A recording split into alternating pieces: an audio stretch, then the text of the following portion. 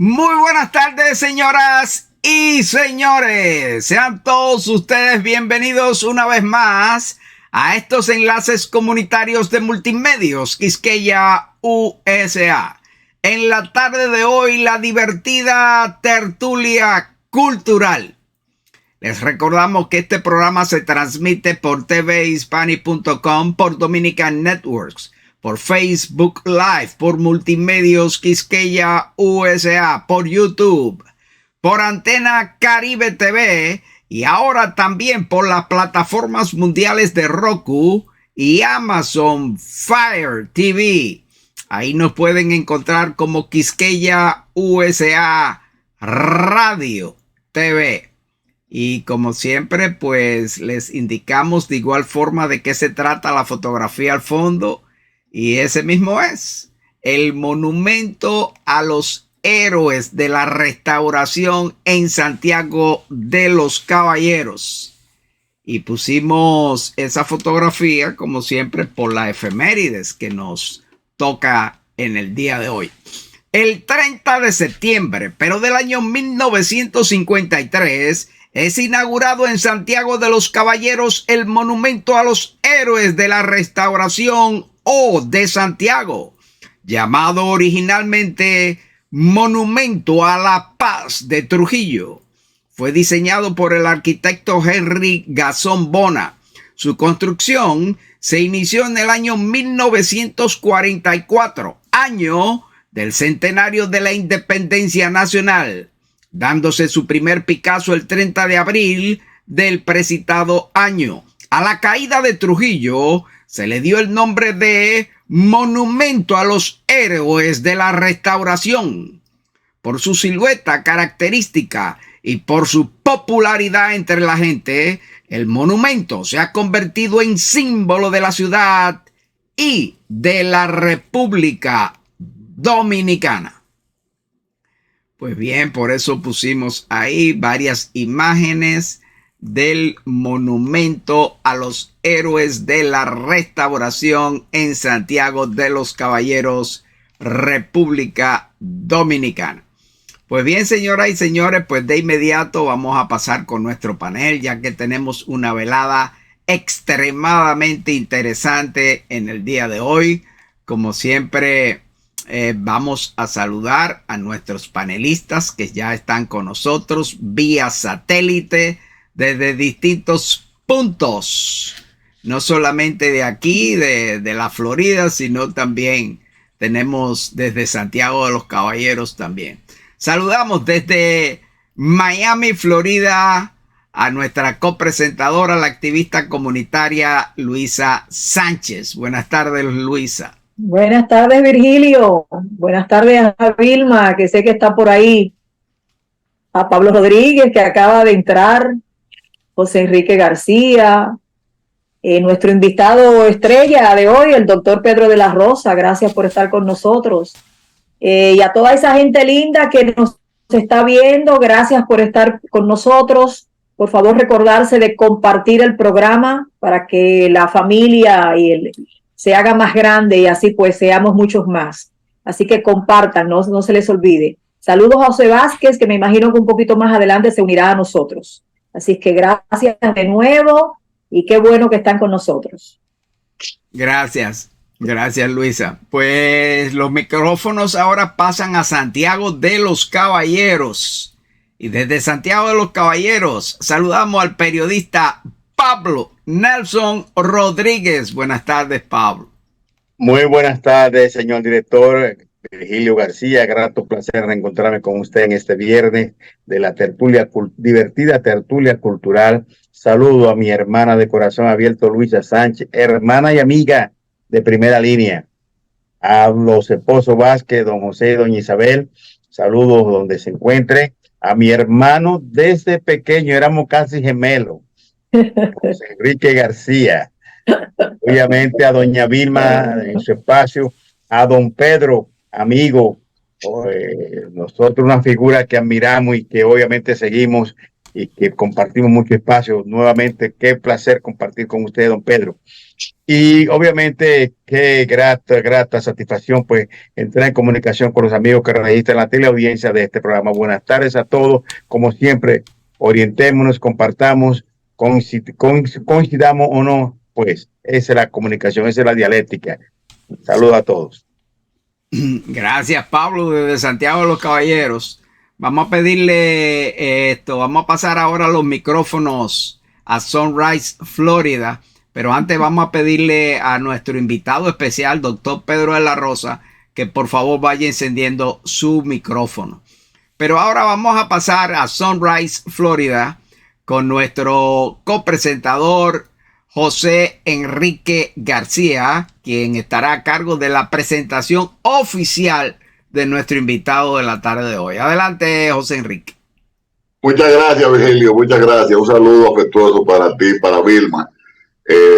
Para mi hermano desde chiquito, Pablo Nelson Rodríguez, que está por allá, pero muy especialmente, con mucho cariño, mucho respeto para nuestra hermana Luisa Sánchez, también hermana nuestra.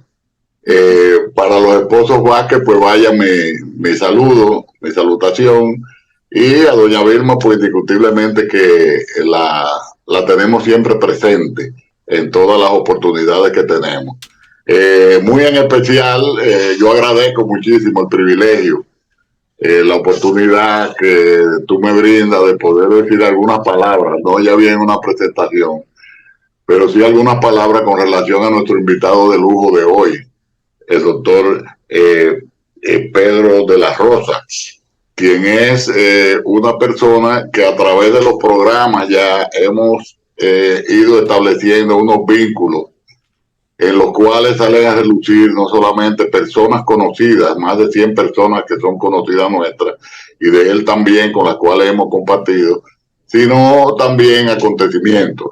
Luego tendremos oportunidad de hablar quizás en una tertulia ya más amplia, podemos hablar acerca de muchísimas cosas que nos unen, historias que nos unen. El doctor Pedro de la Rosa es hematólogo. Tengo entendido que la hematología tiene que ver con lo que es la sangre, con lo que es el estudio de la sangre. Y es oncólogo además. En la parte de la la parte de la profesión de él, de la oncología, pues ahí sacamos a relucir en estos días una serie de amigos en común que han ido desapareciendo, oncólogos igual, al igual que él, que se nos han adelantado un poco en la vida, se fueron antes, y que gozaban y siguen gozando, aunque no estén, del aprecio tanto del doctor de la Rosa como el mío, el aprecio y el respeto. Yo lo voy a dejar para que en esta noche tengamos la oportunidad de disfrutar las orientaciones en los aspectos que él considere, no solamente dentro de su profesión, sino también en cuanto a orientaciones que él quiera, filosóficas o lo que él quiera desarrollar. Le abrimos las puertas del programa de la tertulia y le damos la bienvenida. Bienvenido, doctor de la Rosa. Es un placer para mí, un honor estar con ustedes y de revisar esos vínculos que nos unen desde hace mucho tiempo.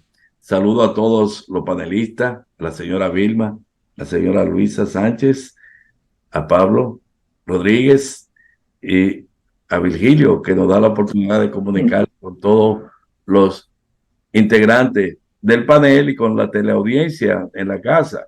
Podemos hablar de varios tópicos más luego, pero queremos expresar esa gratitud y ese cariño que nos tenemos. Gracias. Bien, muchísimas gracias al doctor Pedro de la Rosa, quien ya es uno de los nuestros. Ya a Pedro lo vamos a mantener ya en el roster. Más o menos Pedro va a estar con nosotros aproximadamente unas cada 5 o 6 semanas y vamos a estar tratando diferentes temas. Siempre pues con un tema de salud, relacionado con la salud, y otros temas que por lo general decidimos. Generalmente el invitado pues escoge alguno de los temas. Pero primero, Pedro, como es natural, vamos a empezar a hablar de la salud, un tema relacionado con la salud y qué mejor si tú nos hablas de una de tus especialidades. Tú eres hematólogo.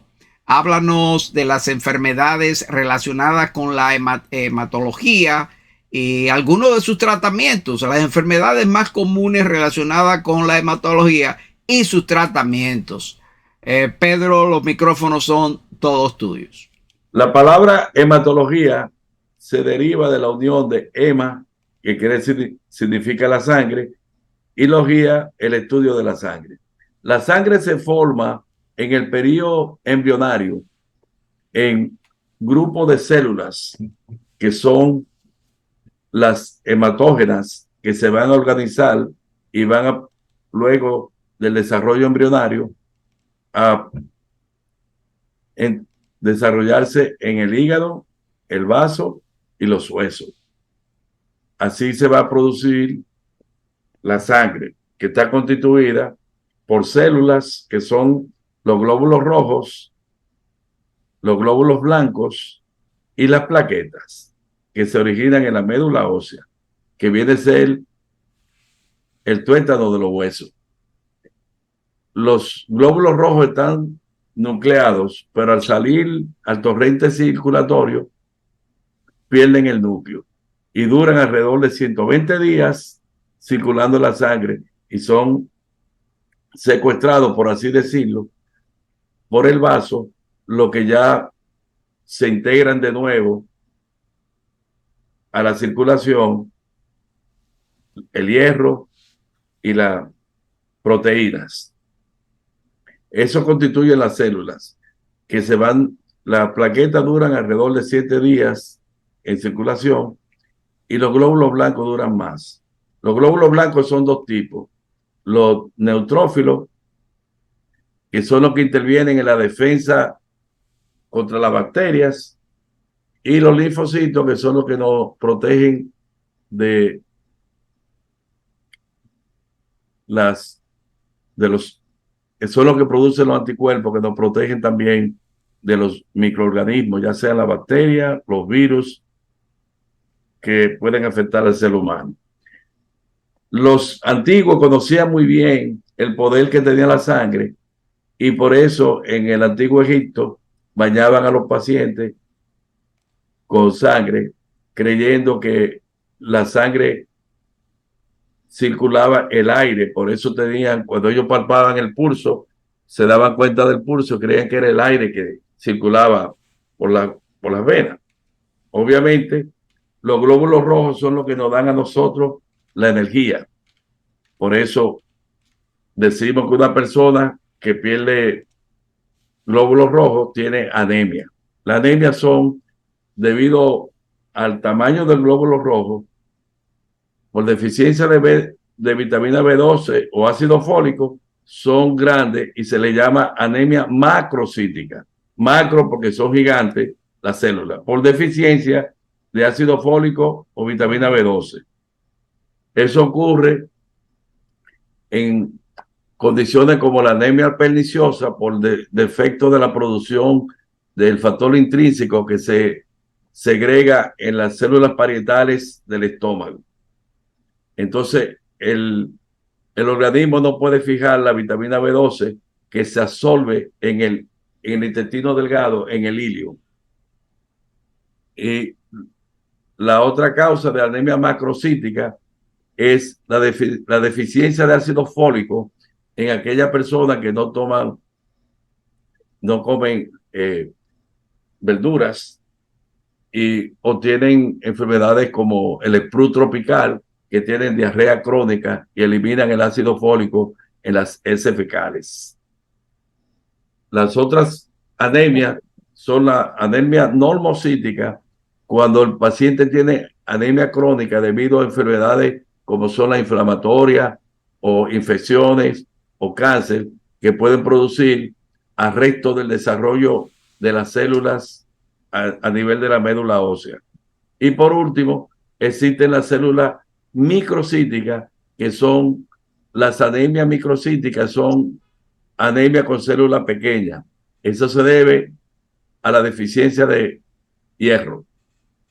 Esos son los pacientes que tienen úlcera péptica, que sangran, o que tienen cáncer en el colon, que se debutan con una anemia severa y se le hace la colonoscopía y se encuentra la razón de su anemia, que es un tumor que crece en el colon, en el intestino grueso.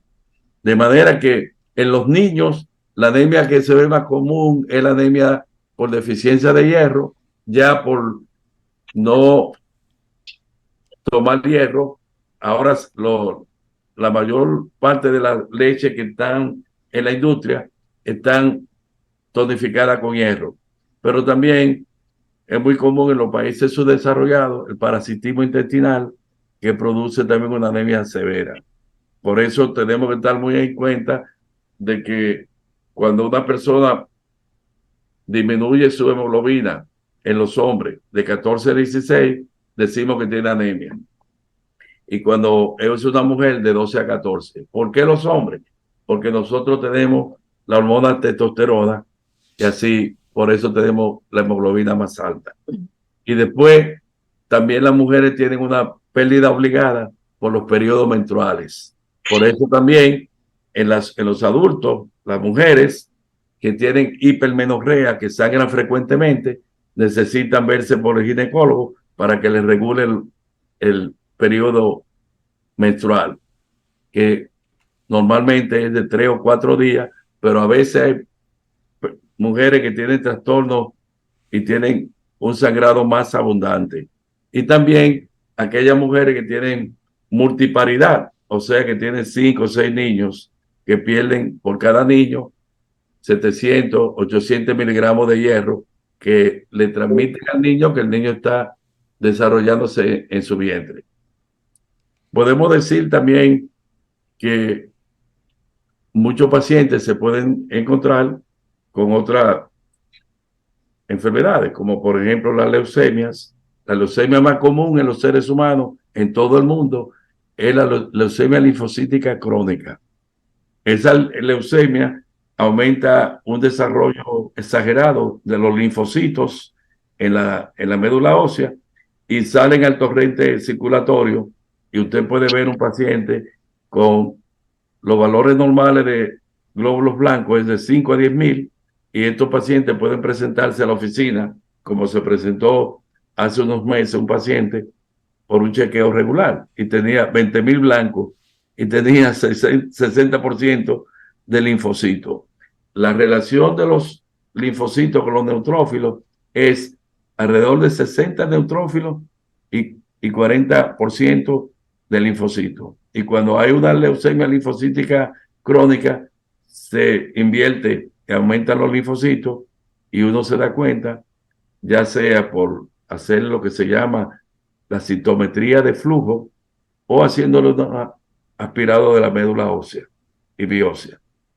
La leucemia linfocítica crónica es clasificada en estadio 0 si el paciente solamente tiene linfocitosis. Esos pacientes hay que observarlo, no hay que darle tratamiento, como en este paciente que se presentó a un chequeo regular por primera vez y yo le descubrí que tenía la linfocitosis sin tener adenopatía, sin tener anemia, sin tener crecimiento del vaso o del hígado, ni mucho menos tener trombocitopenia.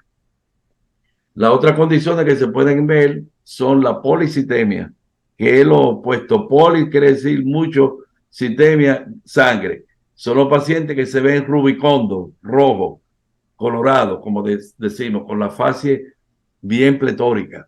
Y esos pacientes generalmente se detectan cuando van al baño de agua tibia y salen con un picor, porque tienen los glóbulos rojos, en vez de 5 millones, tienen 6 millones, y la hemoglobina, en vez de ser 14, es 17, 18, etcétera.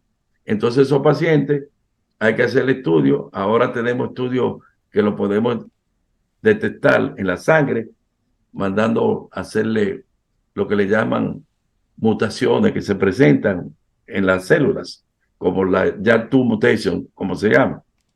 Entonces, esos pacientes generalmente se tratan inicialmente con flebotomía, sacándole sangre, una unidad de sangre cada 1 o 2 semanas. dependiendo, y después se controla con pastilla o una cápsula que se llama hidroxiurea.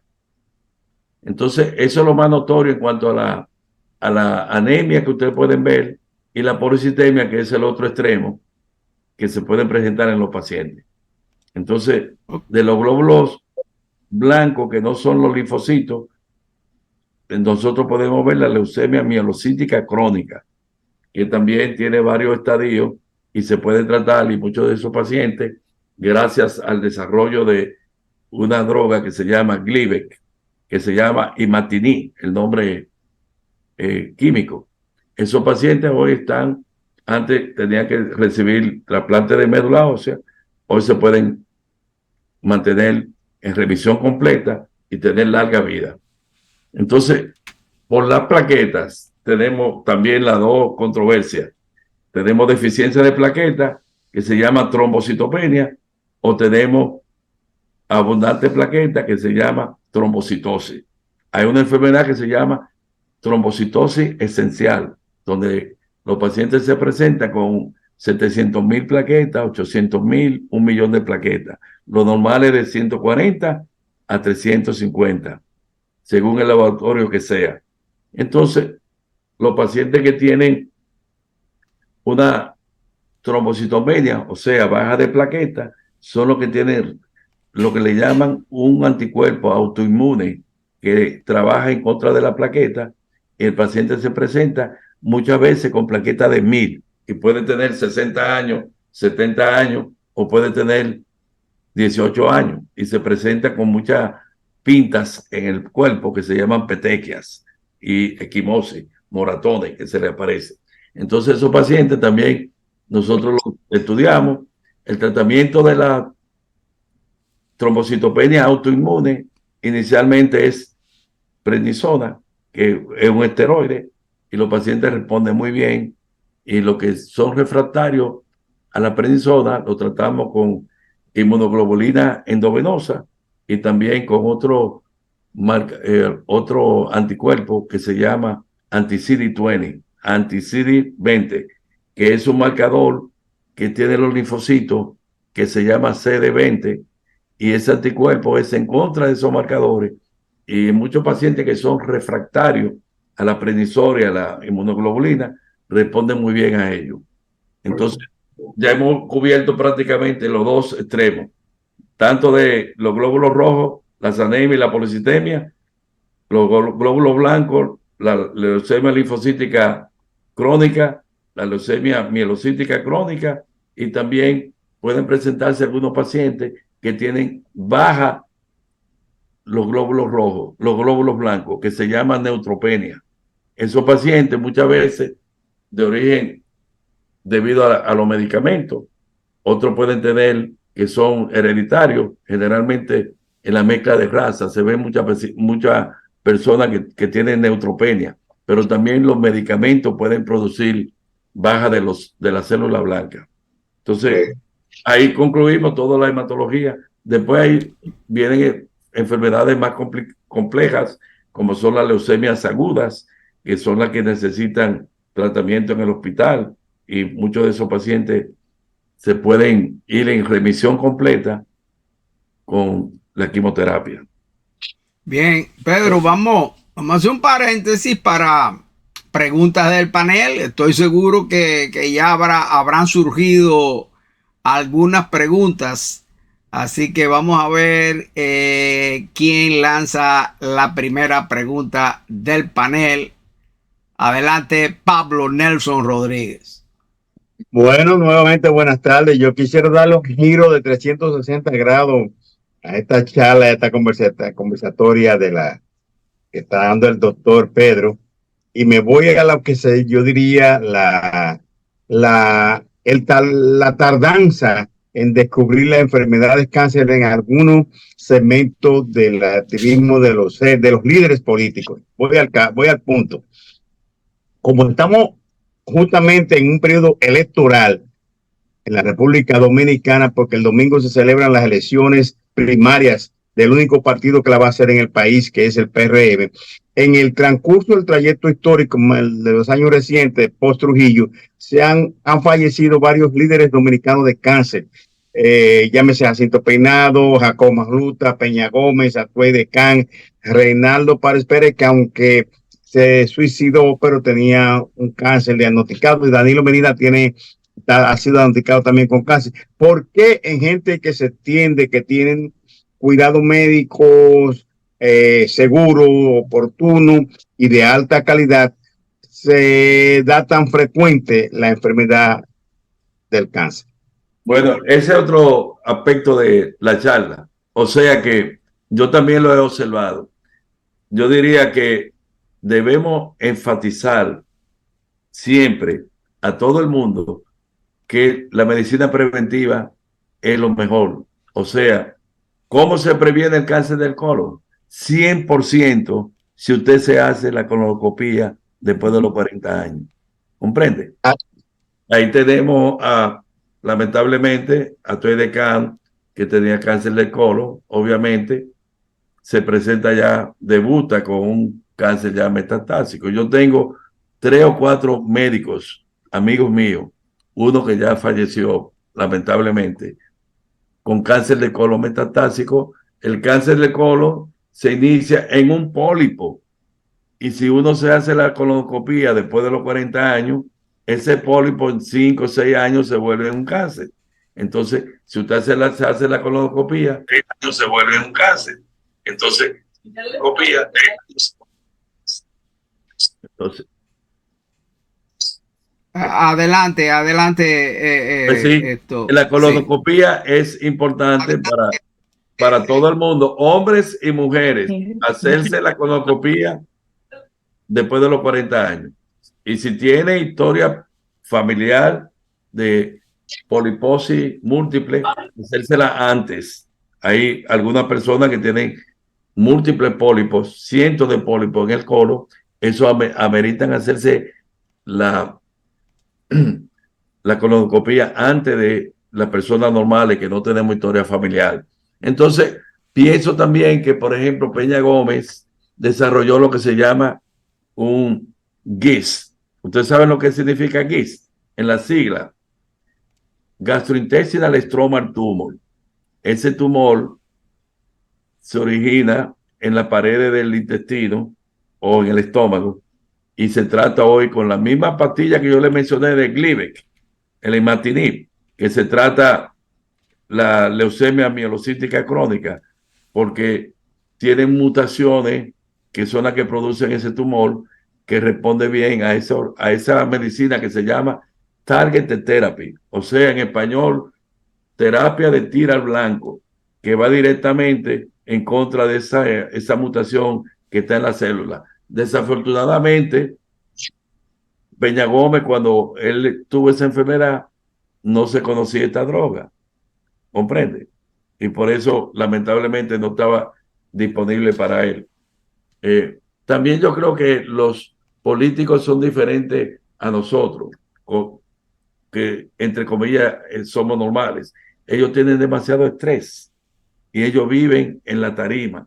Yo me acuerdo de Peña Gómez, que decía que iba a hacer declaraciones trascendentales y vivía en la tierra arrasada, y todo el discurso de él muy florido, muy visionario, pero a la vez comprometiendo mucho su existencia física, porque acuérdense que los seres humanos son un agregado de células. Si usted no puede mantener la armonía espiritual, y la mayoría de los políticos lamentablemente viven en la tarima, en la periferia, y por eso tienen tanto problema en no seguir también la indicaciones médicas.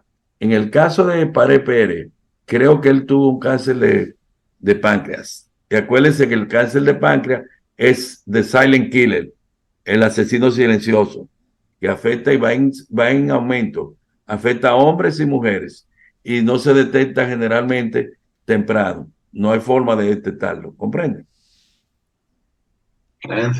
Bien. Muy interesante.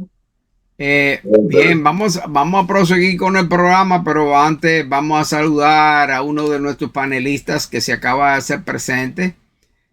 Vamos a saludar al maestro José Vázquez. Buenas tardes, maestro Vázquez. Muy buenas tardes. Cómo no, quería participar con ese invitado tan especial, nuestro Pedro de la Rosa. Un saludo para usted especial y qué bueno que usted está con nosotros. Un saludo para nuestro elenco, Luisa, empezando por Luisa, nuestro querido Pablo, periodista controversial, nuestro querido José García, con multifacético, Vilma, Virgilio. Y bueno, siempre quise poner mi granito de arena aquí y voy a participar hasta que termine el programa. Tenemos una canción que quiero estrenar hoy con respecto al problema de Haití. Y como siempre decimos, compartan este programa, denle al like y hagan su comentario también. Así es que seguimos adelante. Una cosita, doctor, para la próxima parte. La parte espiritual. Yo he visto que mucha gente, he visto testimonios de que mucha gente ha sobrepasado el cáncer, primero con las medicinas, pero también el aspecto espiritual le ayuda bastante. Me gustaría oír su comentario por eso.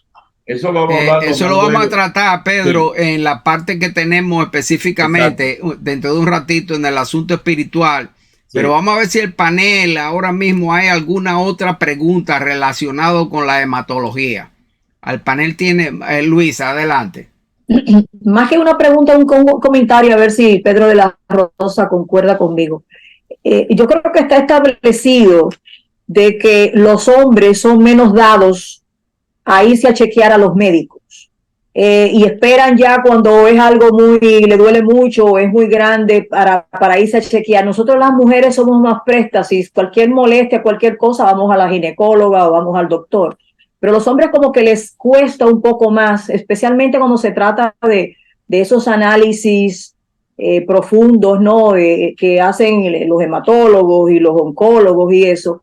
Y ya cuando van a chequearse es porque el problema que se pudo haber detectado al principio ya está bastante avanzado. ¿Estoy yo en lo correcto o usted difiere? ¿No es así?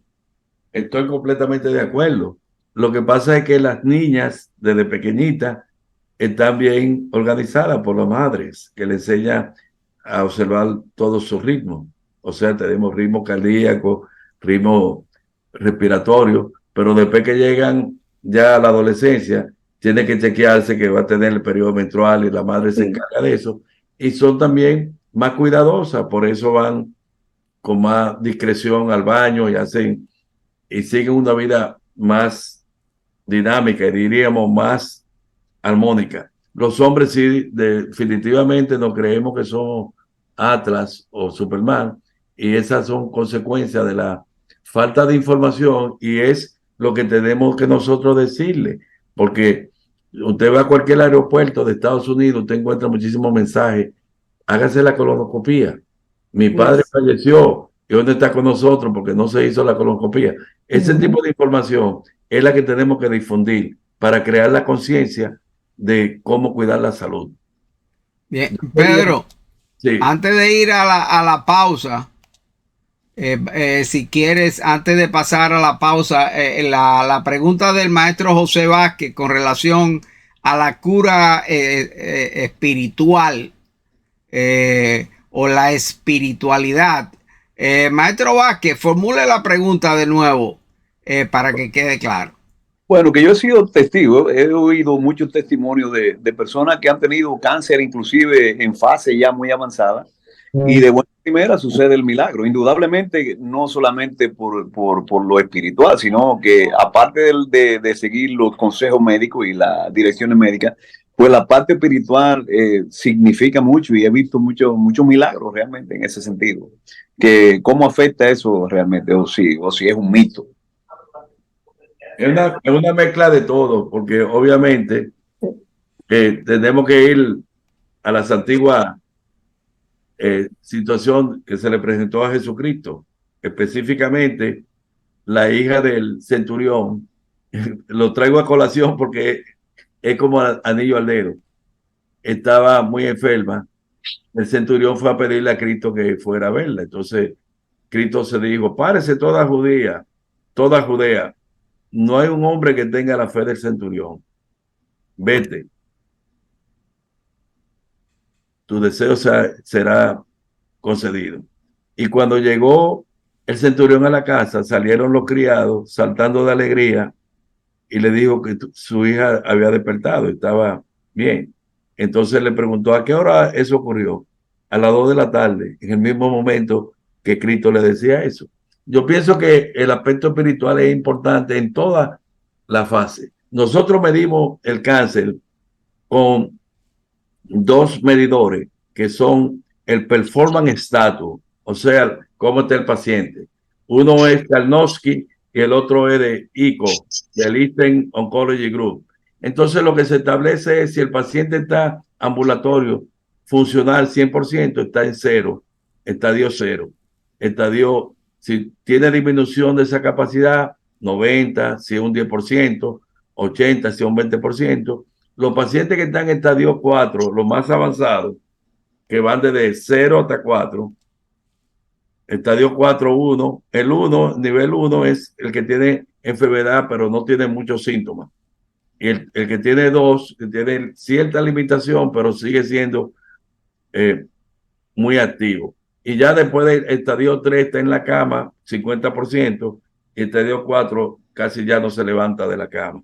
Entonces, esos pacientes que están en estado avanzado, solamente la fe y su milagro que se puede presentar para muchos religiosos y para otros pacientes que sí pueden mejorar con los tratamientos que queremos, que tenemos a disposición. Pero obviamente los pacientes que más progresan positivamente son los que se detectan muy tempranamente. Por eso el énfasis en las mujeres que se hagan el mamograma. Y eso alude a lo que mencionaba Luisa Sánchez, de que las mujeres saben que tienen que hacerse su mamograma todos los años. Entonces tiene que hacerse su chequeo ginecológico todos los años. Y de esa manera también la colonoscopia cada 10 años si no tiene pólipo. Si tiene pólipo, cada 5 años. De esa manera podemos detectar tempranamente los cánceres, independientemente de que también los valores espirituales son sumamente importantes, porque el paciente que tiene fe en su médico y en su tratamiento siempre van a tener una mejor respuesta. Yo quiero hacer un paréntesis antes de irnos a la pausa.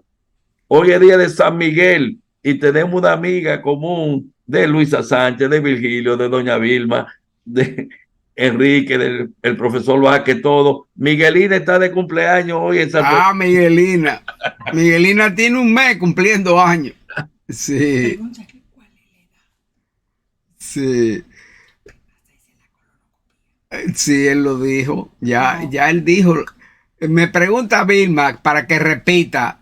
¿Cuál es la edad para la colonoscopia? ¿A qué edad hay que hacerse la colonoscopia? Después de los 40 años. Pero después de los 40 años. De los 40 años. Sí, después de los 40. Tanto hombres o mujeres. Por ejemplo, la tercera edad. Sí, Vilma se refiere que algunos oncólogos o gastroenterólogos, que son los que se encargan de eso,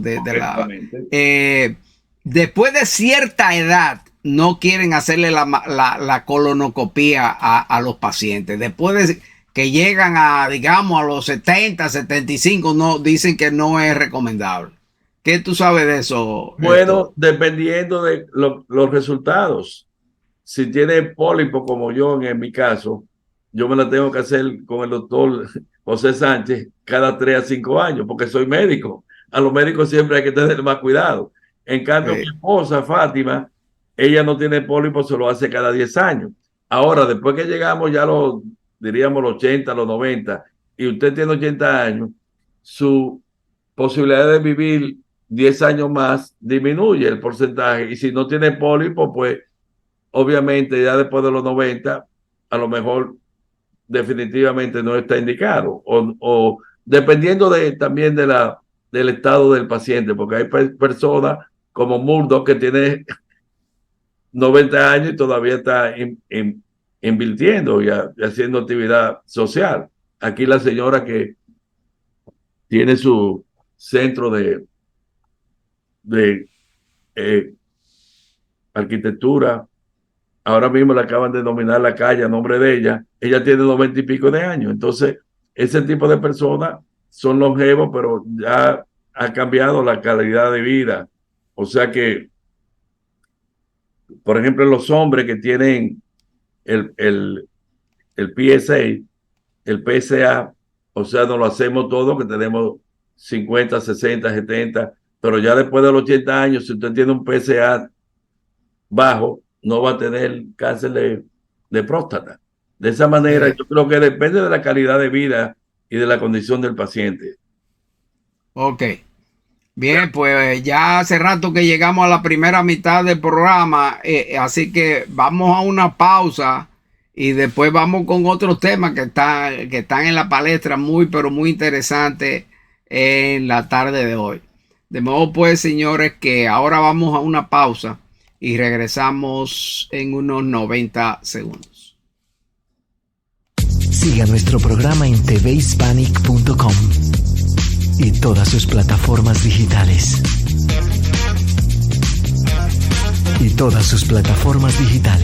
tvhispanic.com, 24 horas contigo.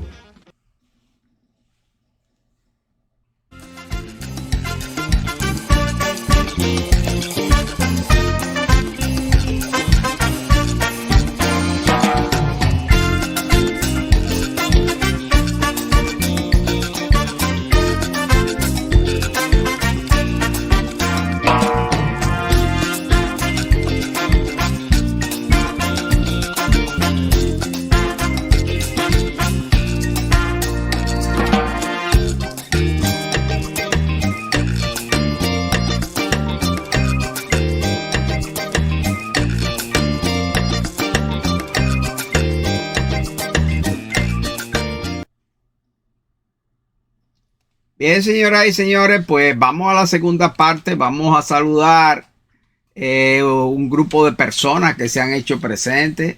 Pedro, por aquí se hizo presente un primo tuyo, Héctor de la Rosa Monción, primo de doctor Pedro de la Rosa.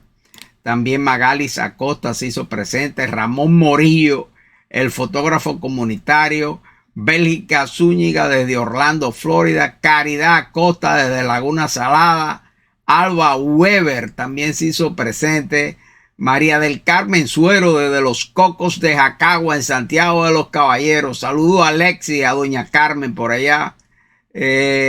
También José Enrique García, antes de entrar al programa, ya se estaba haciendo presente por las redes.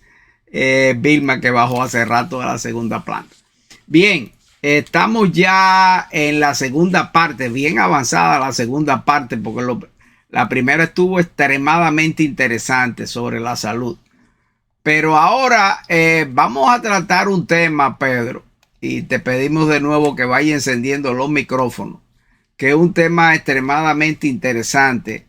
Y vamos a tratar un tema desde el punto de vista filosófico. Y vamos a hablar de algunos pensamientos filosóficos impactantes y tal vez alguna de sus significados. Yo estoy seguro que este es un tema que le va a gustar mucho al panel. Vamos a hablar del panel en general, pero va a ser un tema extremadamente interesante. Así que de nuevo, Pedro, los micrófonos son todos tuyos y vamos a tratar este aspecto filosófico en la tertulia de hoy. Adelante, Pedro. Quizás el más famoso de los filósofos que conocemos fue Sócrates, que dijo: hombre, conócete a ti mismo.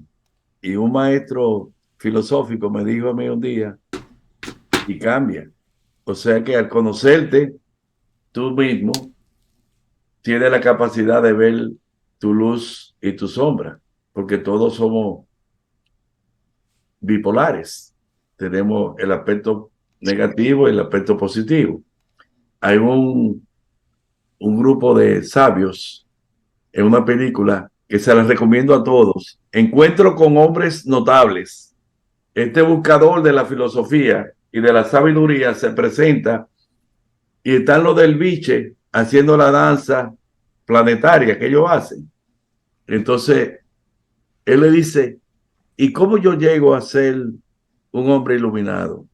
Y entonces el maestro le dice, dentro de ti habitan un lobo y un cordero. Entonces le pregunta, ¿y cuál yo voy a hacer? Y él le dice, el que tú alimentes. Entonces, es una visión práctica de la filosofía. Obviamente, ya sabemos cuál fue el destino de Sócrates, el maestro de Platón. Platón posiblemente fue muy conocido por los diálogos de Platón, porque los griegos fueron los filósofos más expresivos. Ellos hacían tertulia como esta. Esta pudiera ser una reunión de los antiguos filósofos griegos. Y Platón hizo muchísimos diálogos. Le voy a mencionar algunos que son muy importantes, como por ejemplo el hundimiento de la Atlántida, que se dice que fue más allá del pilar de Atlas. El pilar de Atlas es el peñón de Gibraltar, que hubo una isla continente en la cual en una noche murieron 60 millones de almas y que estaban sumamente desarrollados. Y antes del hundimiento de la Atlántida, los filósofos sabios de la Atlántida migraron hacia el Egipto. Entonces ahora uno puede conocer por qué Egipto era una colonia de la antigua Atlántida, de acuerdo con los diálogos de Platón, que le contó un sacerdote egipcio a un abuelo de un discípulo de Platón, Critia. Y entonces él hace alusión a eso. Obviamente no tenemos los datos. Muchos dicen que se extendía hasta las Antillas y que posiblemente la isla de Puerto Rico, Santo Domingo, de la República Dominicana, la isla española y Cuba son remanentes de ese antiguo continente. Pero eso son leyendas porque no se ha podido demostrar. Entonces, podemos decir que quizás otro de los más distinguidos que fue discípulo y que viajó a Tebas, la ciudad de las 100 puertas, fue nada más que nada menos que Pitágoras, que fue el matemático que habló de el problema de Pitágoras, y tenía discípulos los primeros 5 años que le llamaban, que no podían hablar, eran solamente acústicos. Ellos oían en la clase de Platón. Y el círculo interno de Platón, de Pitágoras, perdón, se llamaban los matemáticos. Y era lo que buscaban la teoría y la solución de los problemas matemáticos. También avanzando en la época, después viene Séneca y los otros filósofos de esa época, y se destacan después en el Renacimiento, obviamente, René Descartes, que dijo, pienso, luego existo, y el más grande sabio de esa época, Leonardo da Vinci, que creó el hombro de Vitruvio, el hombre que tocaba el círculo y que tocaba también el cuadro. Es el hombre de las proporciones humanas. Entonces, lamentablemente, perdimos mucha información por la quema de la Biblioteca de Alejandría, que nos hablaba más de los antiguos filósofos y de posiblemente los sabios que existieron tanto en el Medio Oriente como en el Lejano Oriente. Sobre todo, conocemos poco de la China y de el Japón, porque nosotros nos dividimos en Oriente y Occidente. En el Oriente se destacó sobre todo el más grande de todos los filósofos, que fue el Buda, Gautama el Buda, que si decimos que el ser humano es un círculo y ponemos en el centro el espíritu es el interior de cada ser humano. Y si es verdad lo que dice el Génesis, que nosotros somos imagen, estamos creados imagen a creación de Dios, entonces ese Dios que está en nosotros está en el punto céntrico del círculo. En el occidente vivimos más a la periferia, el desarrollo económico, material. Por eso ustedes ven el desarrollo de la meditación, todos los ejercicios de yoga en el oriente, comparado con nosotros en el occidente. El Buda se le presentó un guerrero una vez y él estaba en meditación mirando una pared. Y el guerrero le pregunta, dígame, señor Buda, ¿dónde está el cielo y el infierno? Y el Buda no le respondía.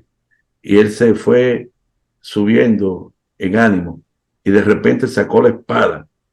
Y el Buda le dice, se quedó callado. Y el hombre volvió a poner la espada. Él le dijo, el infierno, cuando sacó la espada, y el cielo cuando guardó la espada.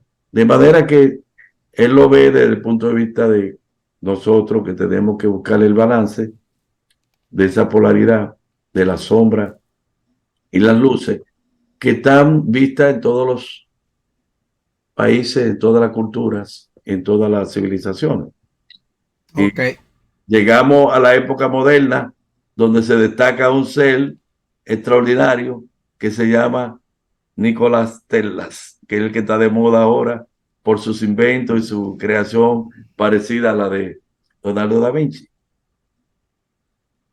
Ok, Pedro, vamos a abrir el panel. Yo creo que vamos a dar la oportunidad a José Enrique García. Que José Enrique García, queremos oír algo de José Enrique García. Alguna postura, alguna pregunta. José Enrique García, los micrófonos son todos tuyos.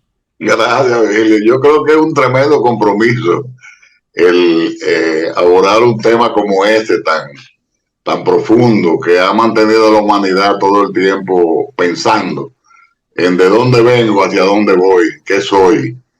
Es un tema bastante interesante, muy agradable el digerirlo, el estudiarlo, el manejarlo. Pero yo no soy filósofo. Ahora, yo escuché algo, no sé si ustedes lo escucharon en las redes, de un programa, una entrevista que se estaba realizando, donde salió a colación lo siguiente. El hombre de hoy vive por lo que tiene, no por lo que es. Hay un problema existencial grande que no lo tenían esos pensadores, pero el hombre de hoy lo tiene. El hombre de hoy quiere ser por tener, o sea, deja de ser por tener.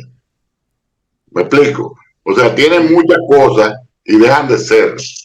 Entonces la pregunta mía es que valdría más la pena ser y no tener.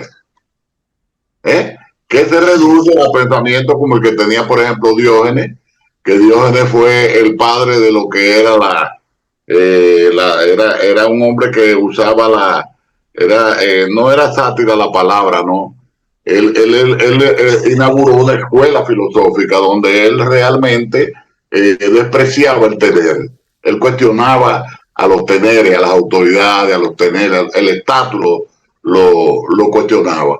Y es el hombre que salió a buscar un hombre honrado con una lámpara encendida a la 1 del día con el sol afuera. Salió a buscar un hombre honrado a esa hora con la lámpara encendida, Diógenes. Él era el creador de la filosofía cínica. Muchas personas, por ejemplo, yo entendía que cínico era una persona que se ríe del otro y que habla mal del otro. No, el ser cínico es una filosofía, es una parte filosófica, y Diógenes era su mejor representante.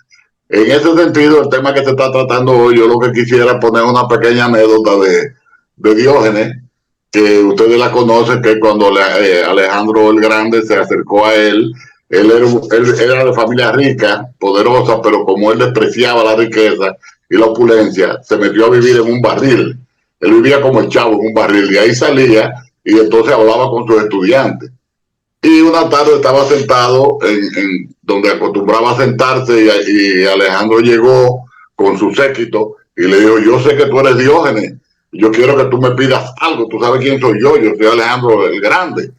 Y Diógenes lo miró así y le dijo, lo único que yo te voy a pedir es que te me ruedes un poquito así porque me obstaculizas que el sol me llegue. Fue lo único que le pidió. O sea, esa es la filosofía de los cínicos, ¿no? Del hombre que desarrolló el cinismo como filosofía. Entonces, pues yo me siento contento de esas explicaciones que ha dado, pero yo creo que también cuando uno viaja en ese mundo de esos pensadores y esas cosas, nosotros no podemos dejar de mencionar a Jesús. Porque así como está Gautama, como está Buda, como está el otro, como está, por ejemplo, Spinoza, que tenía o creía en un Dios, el Dios de Spinoza, por ejemplo. Tenía su creencia de lo que era Dios, pero Jesús es parte de lo que es la filosofía universal. Yo creo en Jesús, en su filosofía, en lo que Jesús hizo realmente, en lo que él predicó. Para mí eso forma parte de lo que es una filosofía de vida y quizás la más importante. Sí, mire, señores, Pedro, nos quedan escasos 4 minutos y yo quiero dar la oportunidad a que cada uno de los panelistas diga algo desde el punto de vista filosófico antes de cerrar el programa. Corto, porque nos quedan 4 minutos nada más. Pablo, algo corto desde el punto de vista filosófico. Haciendo un viaje mental de pensamiento desde Sócrates, Platón, Pitágoras a este estadio donde estamos, me adhiero, hago mío un pensamiento que leía hoy que dice, tú eres cada día lo que tú eliges ser. Entonces quisiera, si el doctor y amigo y profesor interpretaría eso, le diera un sentido filosófico a ese pensamiento, que en cierto modo es una filosofía de vida.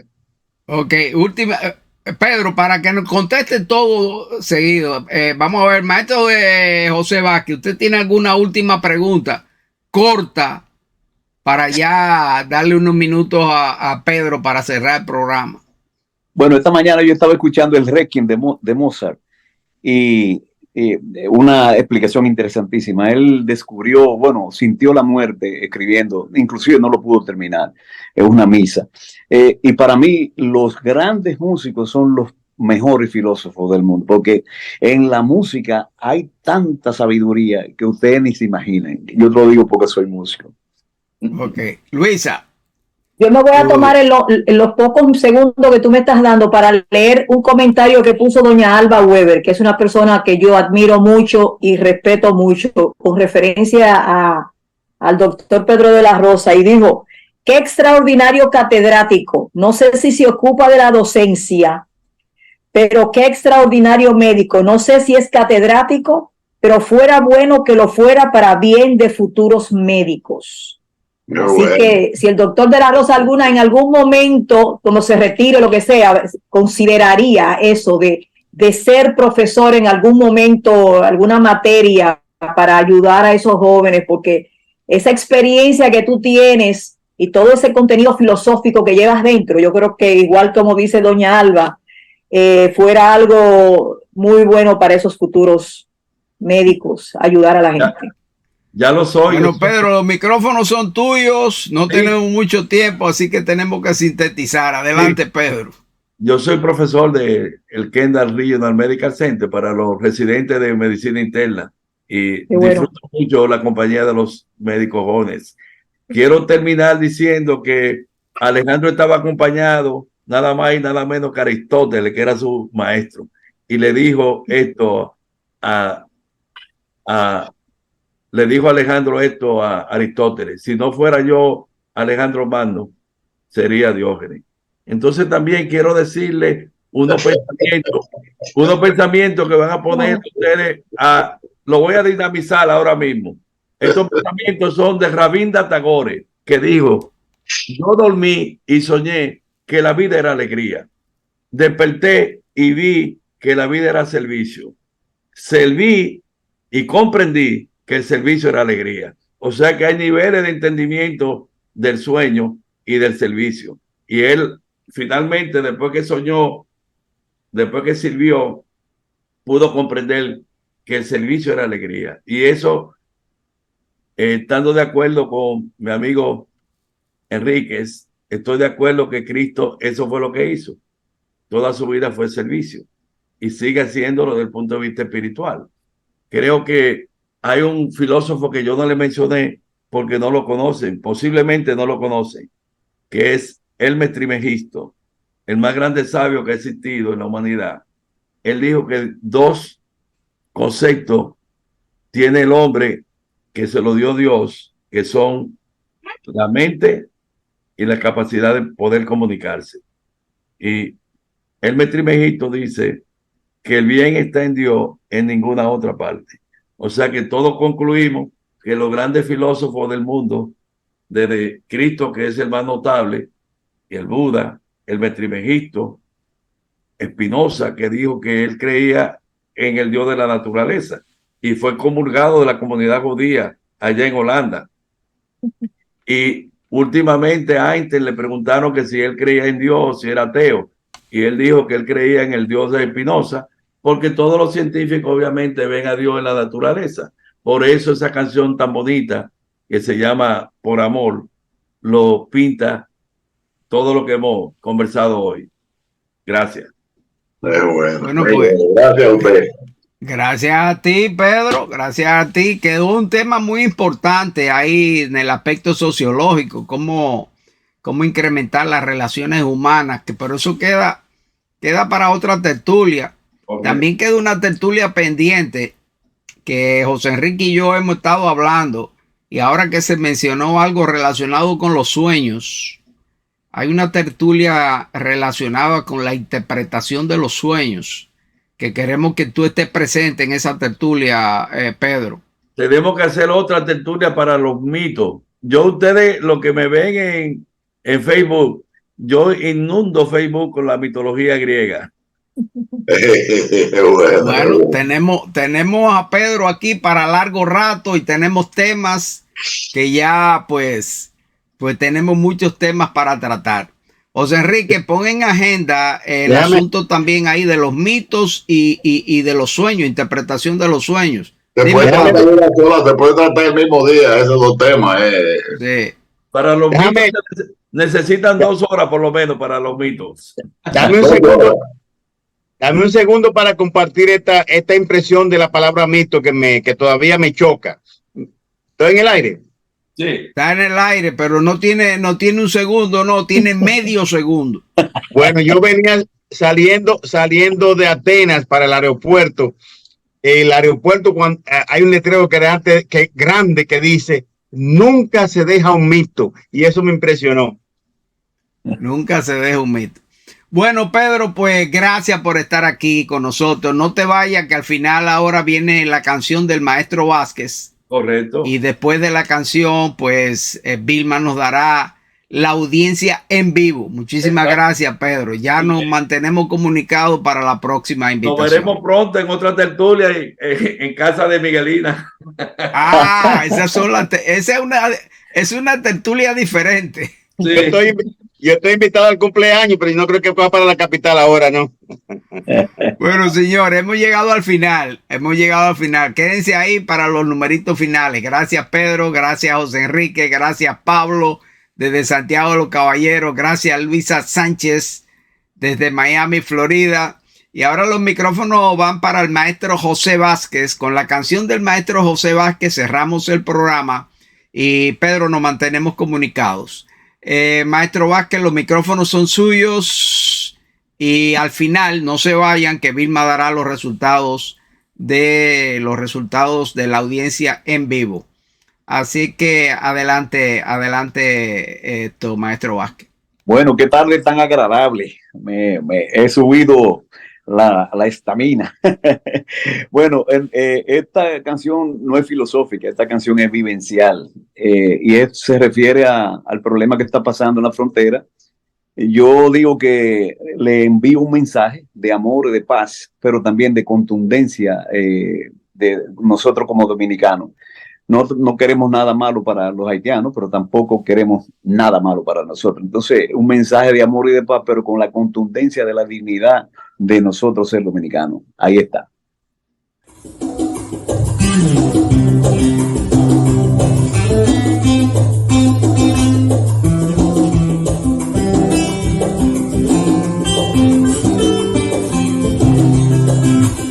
Este es nuestro mensaje para el pueblo haitiano, con la intención de que seamos buenos hermanos. Deben respetar la soberanía de los dominicanos para que vivamos en paz, cada uno en su lado.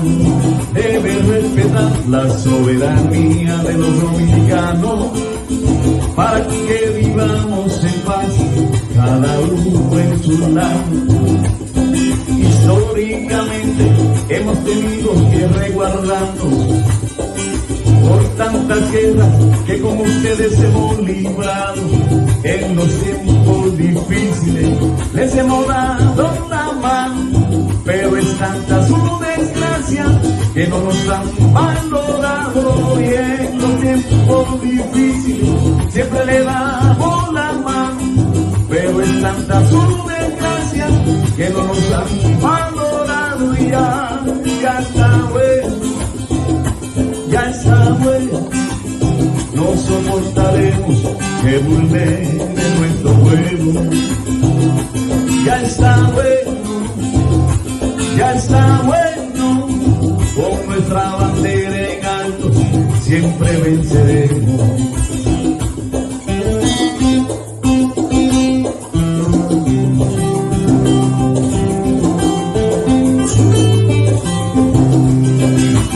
No somos racistas, ni queremos enemistas, pero no dejaremos que mancillen nuestra dignidad.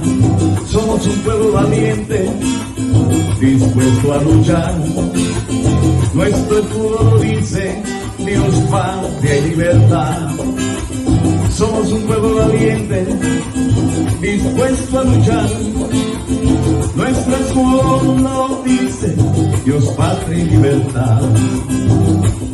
Que Dios nos libere de tantas amarguras y penas, que al final logren resolver todos sus problemas, pero no desvíen el río de nuestra frontera.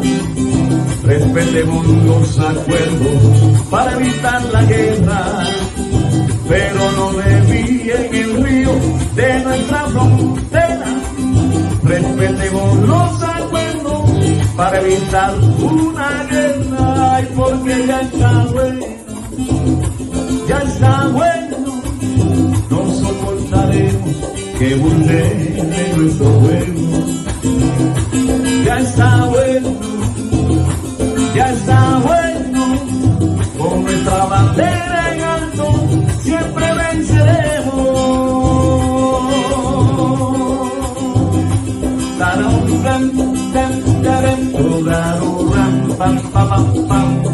Paz, no guerra.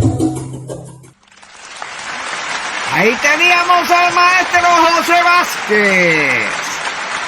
Ya está bueno. Bien, señoras y señores, hemos llegado al final del programa y por aquí tenemos a nuestra copresentadora, la directora de Relaciones Públicas, Vilma García. Vamos a ver, Vilma, cómo estuvo la audiencia. Mire, estuvimos bien. Adelante, Vilma. Wow. 22.477. 22.477 personas. Audiencia en vivo. Muy bueno que tuvo la audiencia. Excelente, excelente audiencia. Señores, muchísimas gracias. De nuevo, gracias, Pedro. Excelente audiencia tuvimos. Gracias, José Enrique. Gracias a Pablo Nelson Rodríguez. Gracias, Maestro Vázquez. Gracias, Luisita Sánchez. Nos vemos el próximo miércoles, si Dios quiere. Bien. Y nada, el miércoles. Y como siempre, nos tenemos que despedir. Y como decía el profesor Juan Bosch, al llegar al final de las alocuciones con el pueblo dominicano, que se despedía con unas palabras muy, pero muy sencillas. Se despedía de esta forma: hasta mañana, si Dios quiere, dominicanos. Nosotros siempre añadimos: en salud, que es lo más importante para todos nosotros. Tengan todos ustedes muy buenas noches.